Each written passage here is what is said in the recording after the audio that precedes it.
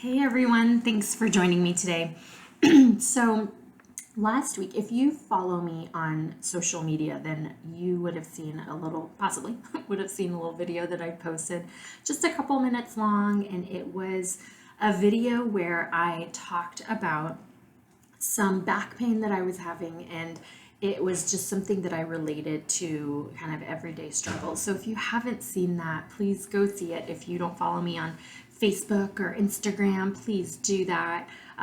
So this is kind of an extension of that because so basically, backstory. Last week, I guess almost 2 weeks ago, I just had a couple of days where I was doing a lot of physical activities with field day at my son's school and then moving furniture for a family member.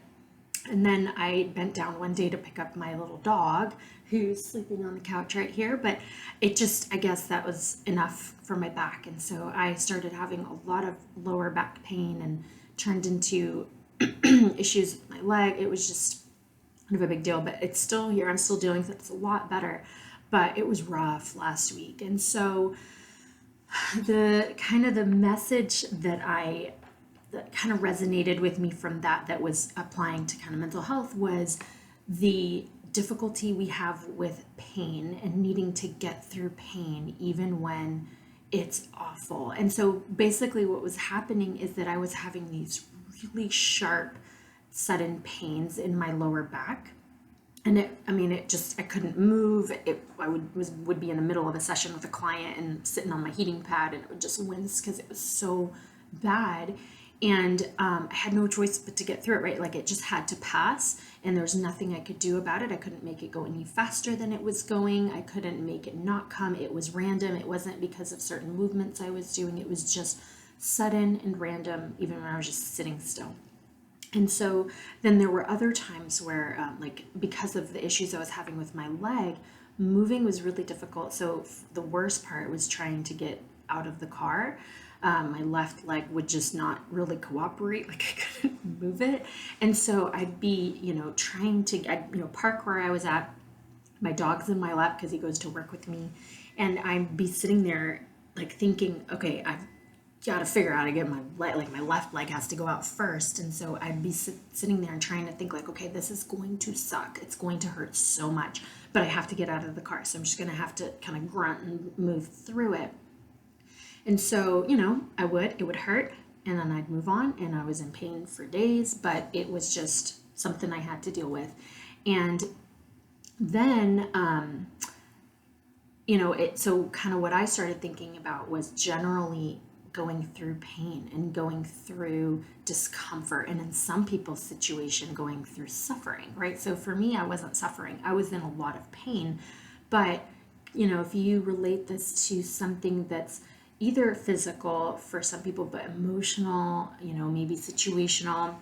So for example, grief, if you have something awful that happens in your life, you lose someone that you love, or a relationship that you care about ends, then you go through grief. You go through a change that you are not ready to go through. You don't want to go through. You do anything you could to make that not be the case, but you have no choice. You have to endure it.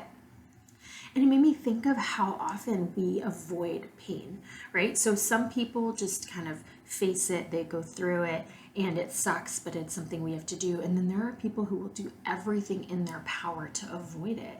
And they will, either avoid talking to someone they need to talk to because there's maybe a painful result, like a doctor. I know people who will not go to the doctor because they know something is wrong, they don't feel well. But if they go to the doctor and go through tests, they may have to get some really bad news about their health.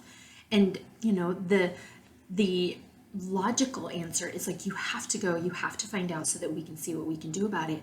But there are so many people who just don't want to face that pain or that difficulty, and so they'll avoid it.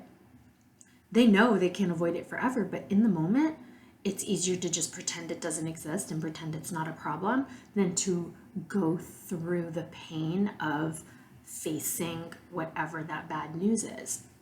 And then, not just the pain of going through it, but everything will change, right? Afterwards, if I get a diagnosis for, something with my health, then my life will change. And some people just, they're not ready. They can't face it. They don't want to face it. And so they just don't, they avoid it.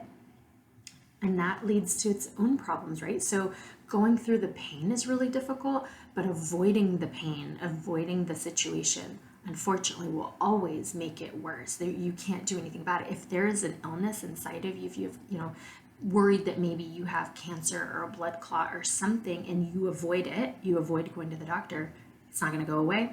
It will get worse. And then the pain that you will later have to endure will always be worse, and it will likely be more tragic or something like that. So I kind of want you to think about your life, and when you experience difficulty, if it's something small like a hard conversation you have to have, or something big like an illness that you have to face, are you an avoider, or are you someone who faces those things and just pushes through it?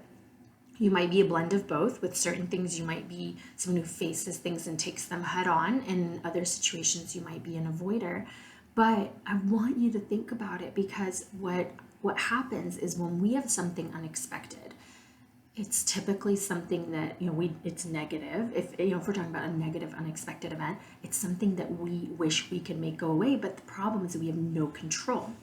And so by doing something about it, you are taking control of a part of it. You can't control the whole situation. You can't make it go away. I mean, maybe you can if you get certain like treatment or handling a situation might make it go away. But in certain situations that are bigger than that, and we can't kind of take steps to affect the change, then we can't control it.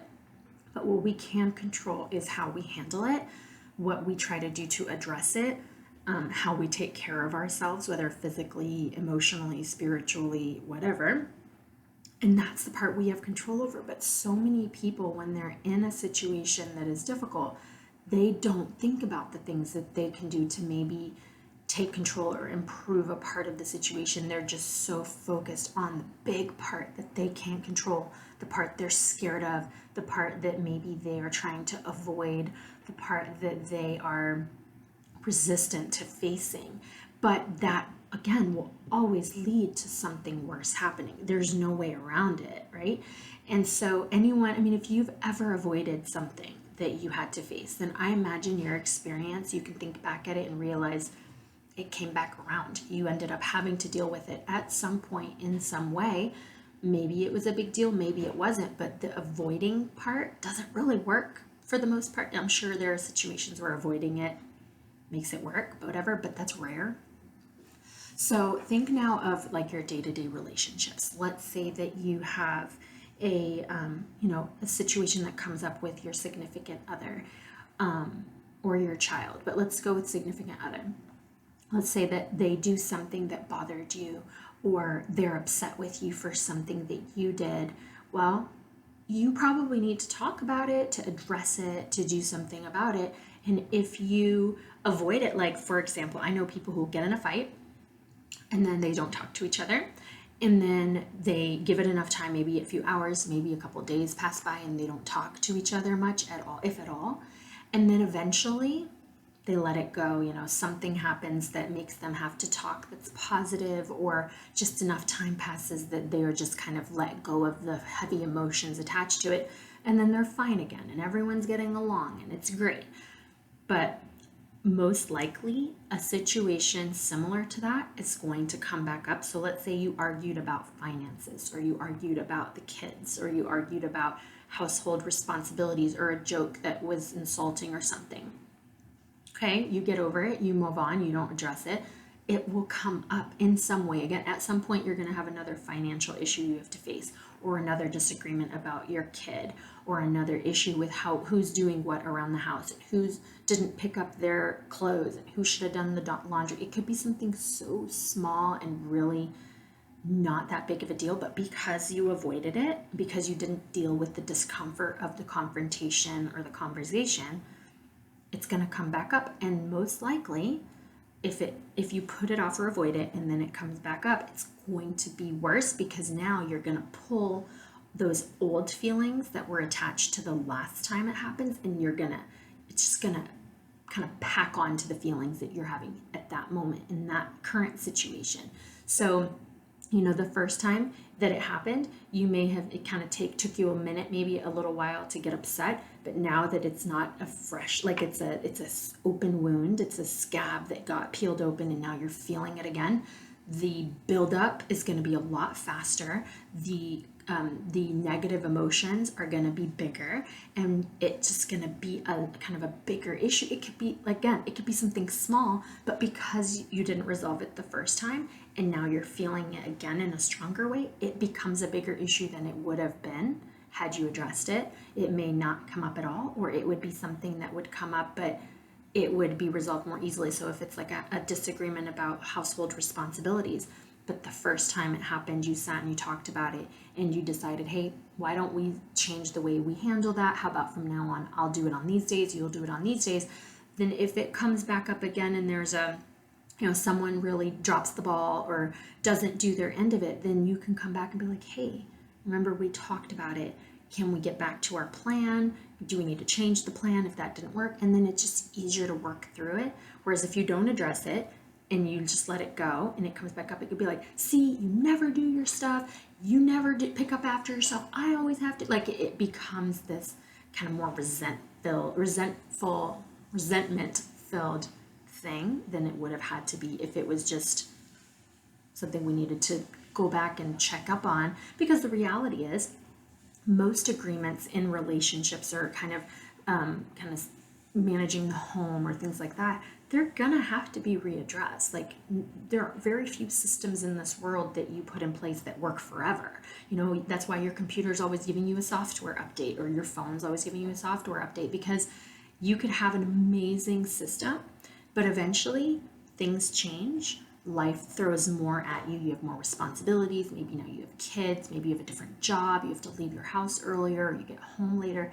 So the systems that you have in place have to change to support that change that's happening in your life. So we do have to go back and have conversations, but it's a lot easier to grow and modify an existing system than to never develop a system, always be in crisis mode whenever something goes wrong, and then have this fallout afterwards.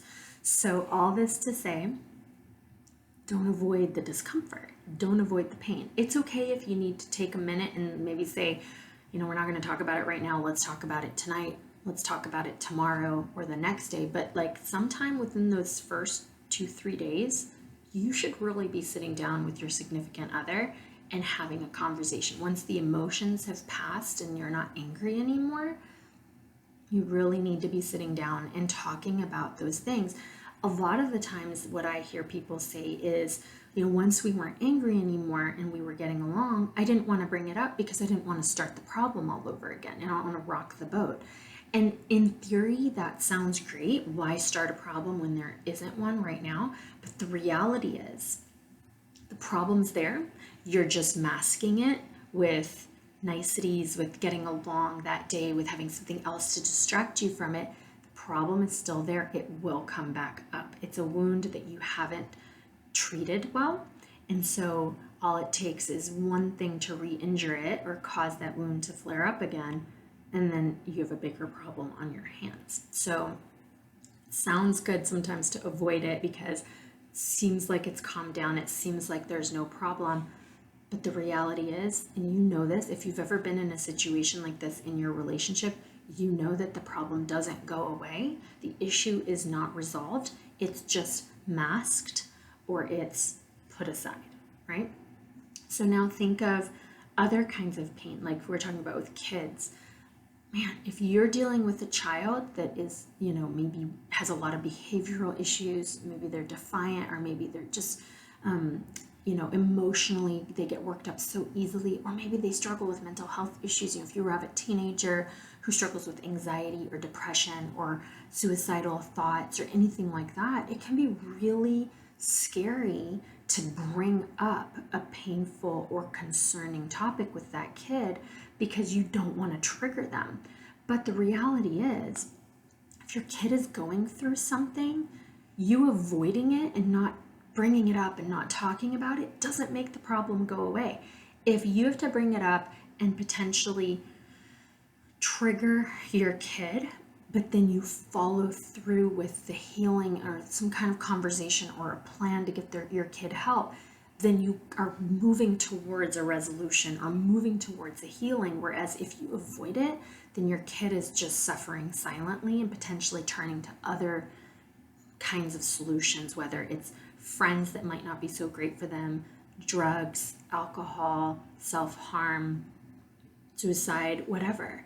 So hard, and I have parents that I work with who know their kids are doing something they shouldn't be doing, or they're talking to someone online they shouldn't, or maybe they're sneaking things they shouldn't be sneaking, or dating someone and maybe doing things they shouldn't be doing. Like, I know parents who have that gut instinct that something is going on with their kid, but they don't address it either because they're scared to have their kid be mad at them, or they don't really know how to talk about it and they don't know how to bring it up, or they've got their own struggles with it, maybe their own childhood trauma that makes it really, really hard for them to talk about maybe this difficulty with their kid, or they just don't have time, they're busy doing other things, or they're just kind of trying to talk themselves out of believing that it's real, that surely my kid wouldn't do that. But you have to engage your kid. You have to talk to your kid. If you have a feeling that something is going on, it doesn't even have to be a bad thing. But don't be afraid to make your kids mad at you if that means that you're helping them. Don't be afraid to have those hard conversations. I have parents that I work with who they think their kids are too young for certain conversations about relationships. But I'm telling you, if you know your kid knows about it and their friends know about it, then they probably have more knowledge than you think they do, and you need to be the one talking to them about it rather than letting them learn from the internet or from other friends. But I know people who avoid those kinds of conversations because it's so uncomfortable and it's really awkward, or they're worried that their kids are going to get upset with them. So if you are not the one to have that conversation, if you just feel like you have your own kind of history, mental health struggles or whatever, and it prevents you from working with your kid on that, find someone else who can, a trusted adult, a close family friend or family member that your kid trusts, that can be the one to talk to your kid about it because it's too difficult for you to do it. Or get support from a therapist or someone that can help you work through your stuff so that you can be there for your kid. So, it also you want to also apply this to things that you have to face as far as yourself, like self-esteem, standing up for yourself. There are a lot of people that will not speak up for themselves because they're so worried that someone might not like them, or someone's going to judge them, or someone's going to have an opinion of them that's not going to be positive or what they wish it would be. And so they avoid these things, and again, it just leads to more hurt or lower self-esteem, because then you're mad at yourself because you didn't stand up for yourself, and also you still feel hurt about the thing that someone did that you wish you could stand up for yourself about. And really this all comes down to get to know yourself, like your reactions. If you feel like something is bothering you, if you're sad, if you're anxious, if you're stressed out, if you're overwhelmed, if you're scared, that means there's something going on for you that you need to address. And sometimes it's easy. You just have to have a quick conversation with someone or go run an errand to pick up the thing that you forgot to get. Whatever your anxiety or stress is, it doesn't really matter. What I'm talking about is, if you know yourself enough to know when you're not okay, then you need to think about why are you not okay, and then kind of follow that path. Those, if you've ever looked at those diagrams where it's like, if you start with this, and if your answer, you have an option of yes or no. If you answer yes, it takes you down here. If you answer no, it takes you up here, and then you keep following it down. So it's the same with our thoughts and our feelings. If I'm thinking about, if something's bothering me, I just have that feeling in my gut and my chest, and I'm anxious, or I'm just bad feeling, then I have to start from the beginning to be like, did anything happen today? Did anyone talk to me in a way that bothered me? Did I do something that was uncomfortable? Did I see something that bothered me? And then whatever that is, and I take it down. Okay, well then why did that bother me? Or, oh my gosh, that's it, done. But maybe it goes further and further. Like when I was little, I didn't know until I was older, like thinking back, but I had anxiety as a child, and I would tell my mom, so my mom's my person, right? So I'd talk to her about everything, and I'd tell her, well, I have a bad feeling. And that was it. That's the most I could express. I didn't know what it was. Something was bothering me. And she would ask me all those questions. And it was done in a very caring, it was never like, why do you have a bad feeling? You have nothing to feel bad about. No, she would be like, okay, well, did something happen today? Did something happen at school? Did something happen with your friends? Did something, do you feel like your stomach hurts? Do you feel like your head hurts? Well, is it because we did this? And then when I would find that thing, she would then walk me through that and be like, okay, well, why? And then she'd help reassure me, well, you don't have to feel bad about that because of this. And when we did this, it was that. Like she would just walk me through it. And that was how I faced my discomfort, because I didn't, when something feels wrong, you kind of naturally want to move away from it because you don't want to think about it. It'll make it worse. But for me, my personal experience was that if I could just push through that discomfort of thinking through it, I always came out on the other side with some kind of understanding. It didn't make the issue completely go away. Sometimes, like if it was something we couldn't do, like I have a test tomorrow, well, there's nothing I can do to make the test go away. Maybe I can go study a little bit more, or maybe I'm just gonna have to feel this way until the test is over, because no amount of studying is gonna make my anxiety go away. But then there are people that I know who will be like, I'm just not gonna take the test. If I feel this bad about it, then I'm not gonna take it. Well, now you're gonna fail the class. That's not a good option. You need to push through, endure the difficulty and the anxiety. You need to knock it out, and then the relief comes afterwards. But for me as a kid, and this stands now as an adult, right? I'm 37. It's the same system. I need to talk through it. I need to go through the possible reasons that I feel that way. And if I know exactly what it is, I know exactly why I feel bad, then I need to talk it out. I need to face it. I need to maybe have a conversation with someone that I'm feeling this way about, or I need to, I may have to do some work because I'm feeling anxious about the thing that I didn't get done. And sometimes it's just acknowledging why I feel this way, and that takes the confusion of the feeling away. And then I just kind of tell myself, like, you know what?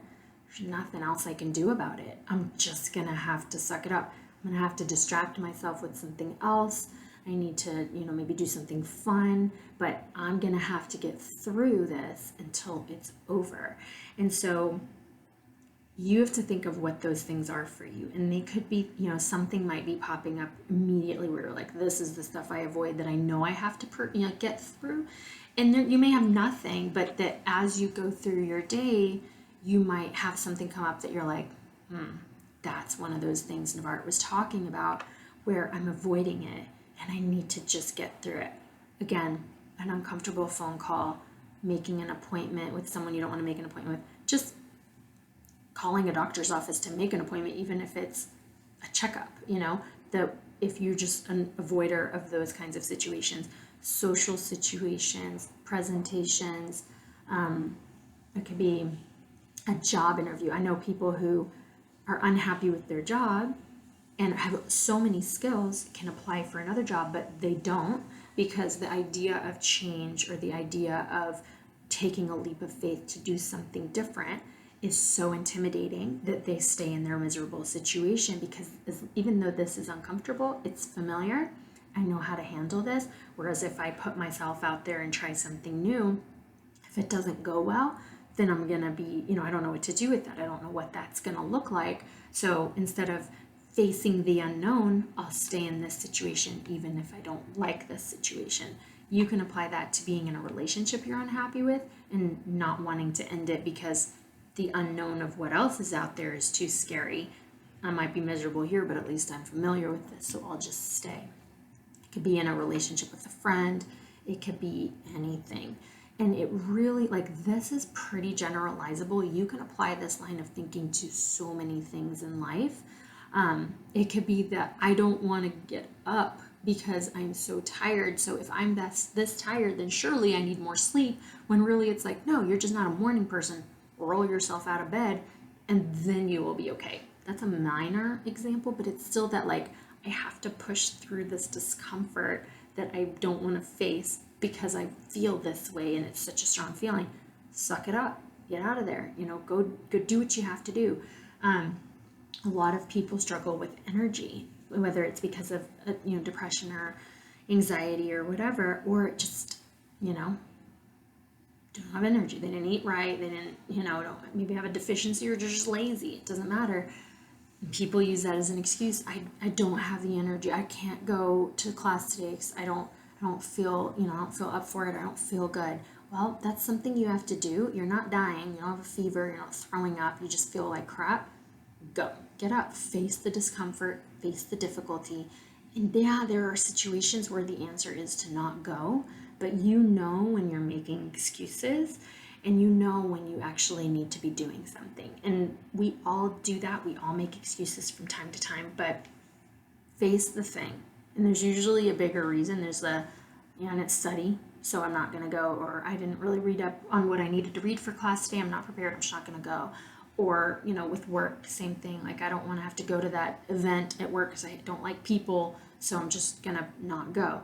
Whatever it is, face your stuff. Face your pain. There's no way but through it. So face that. Challenge yourself to first recognize what are the things that you avoid, big or small, and then challenge yourself to push through it. Okay? So thanks for being with me today. I hope this was helpful to you, and I'll see you next time. Bye.